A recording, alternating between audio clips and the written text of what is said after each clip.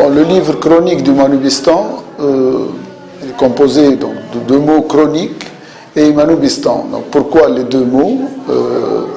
Parce que Manubistan, j'ai écouté les sit-iners, parce qu'il y a une période du 28 novembre au 6 décembre, où nous avons coexisté. Ils étaient devant mon bureau, donc je devais enjamber les matelas qui étaient devant le bureau, et ils étaient là, et je les ai entendus chanter, et Manouba est devenu, elle a pris le nom de Manubistan. Donc c'est pas par geste pour stigmatiser que ça a été fait, mais parce que c'est le mot qui a été utilisé par les sit-iners dans une chanson où il parlait que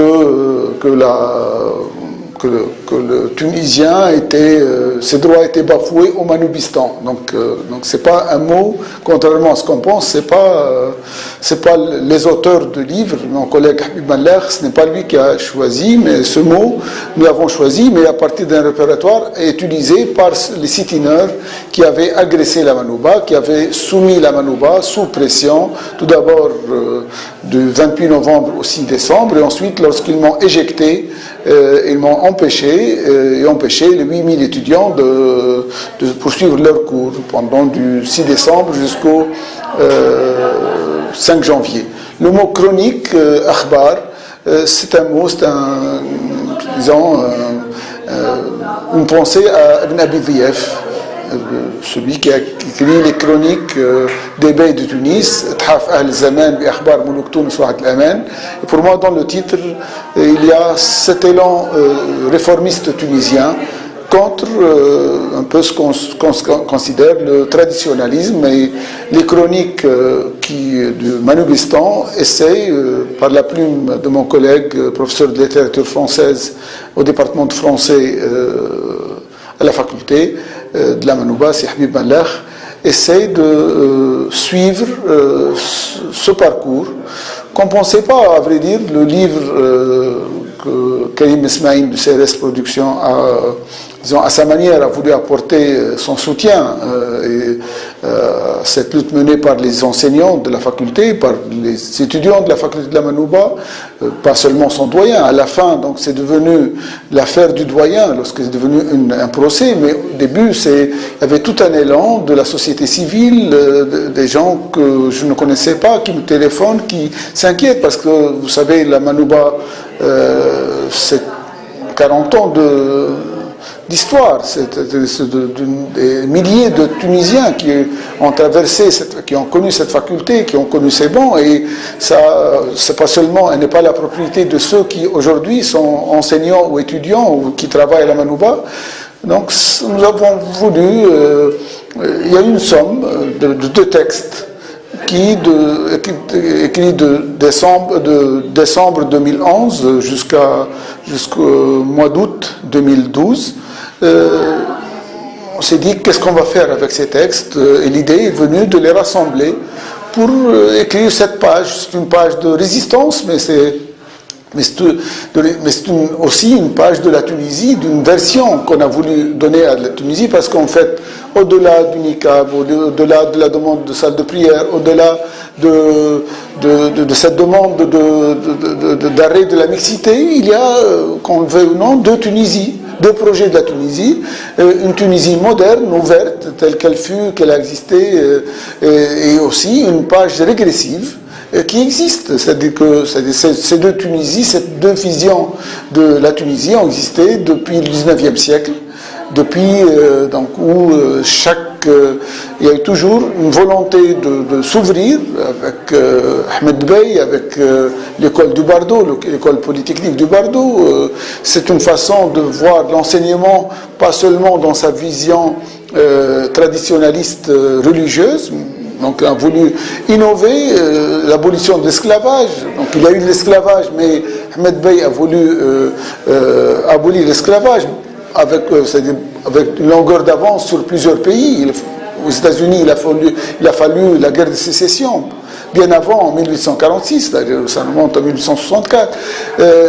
C'est ces deux Tunisies, Ahmed Ibn Bidiyef, qui nous rapporte les voyages, le voyage du Bey, et comme il avait accompagné le bey, donc de ses comme deux visions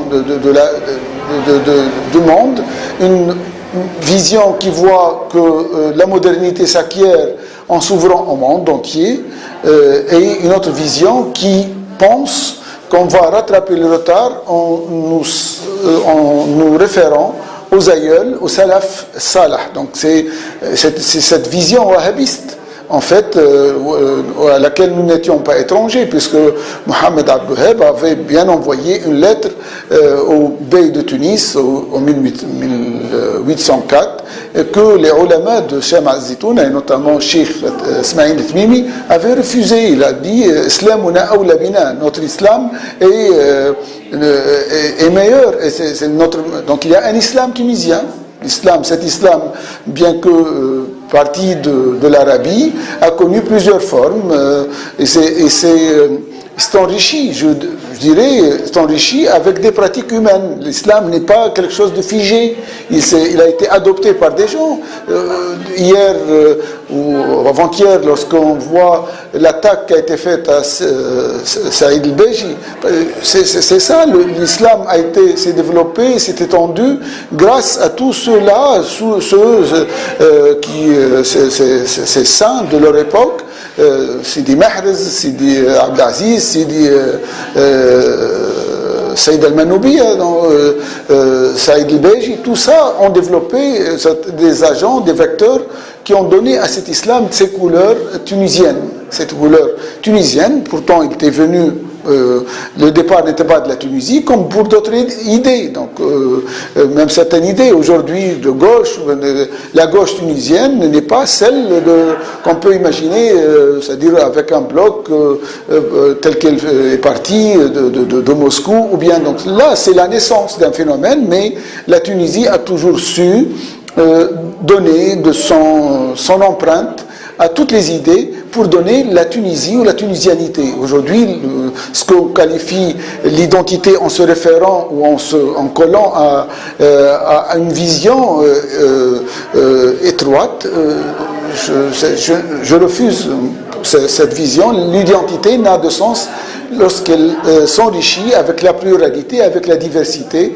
Et être tunisien, lorsque je dis que je suis tunisien, je n'ai pas besoin d'y ajouter arabe, musulman ou byzantin ou turc de mon nom, je suis d'origine turque, tout ça. C'est fini, c'est-à-dire c'est l'apport premier, mais finalement pour apparaître, pour devenir une culture tunisienne. Donc le livre, c'est un moment de cette confrontation, de cet échange entre plusieurs visions, je dirais toutes bonnement, traditionnalistes, conservatrices, et celles modernistes, ouvertes. En fait, je n'ai pas besoin de dire, lorsque je dis tunisien, je n'ai pas besoin de lui ajouter moderniste ou moderne, parce que le Tunisien, à travers les strates de son histoire, de 3000 ans d'histoire, il a su accumuler, en faire de la Tunisie cette belle mosaïque. Et voilà, donc c'est l'objectif de ce livre, écrit c'est-à-dire sorti des tripes de mon collègue Habib Mallah. J'en ai fait la préface, j'en suis fier. La photo, ma photo illustre la couverture, mais c'est un choix de Karim Ismaïl, de même que la préface, et que j'ai intitulé Hymne à l'université tunisienne, pour rappeler,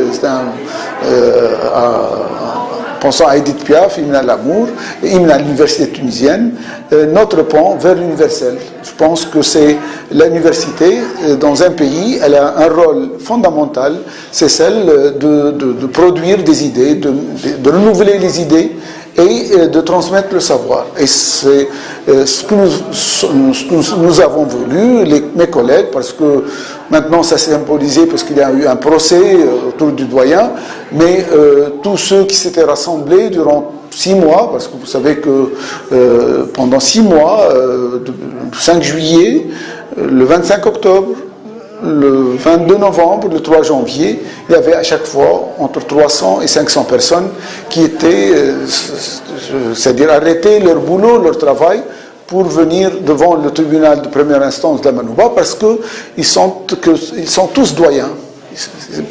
Le doyen n'est plus Habib Razdarli, mais ils sont tous doyens, et le verdict c'est le 17 janvier. Je pense que ça va être un grand moment dans l'histoire de la Tunisie, dans l'état de droit en Tunisie.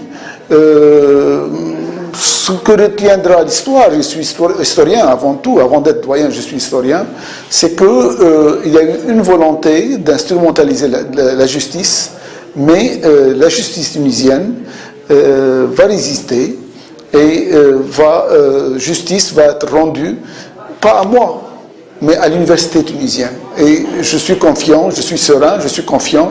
Et si c'est à refaire, je ferai cette lutte-là. Mes collègues aussi.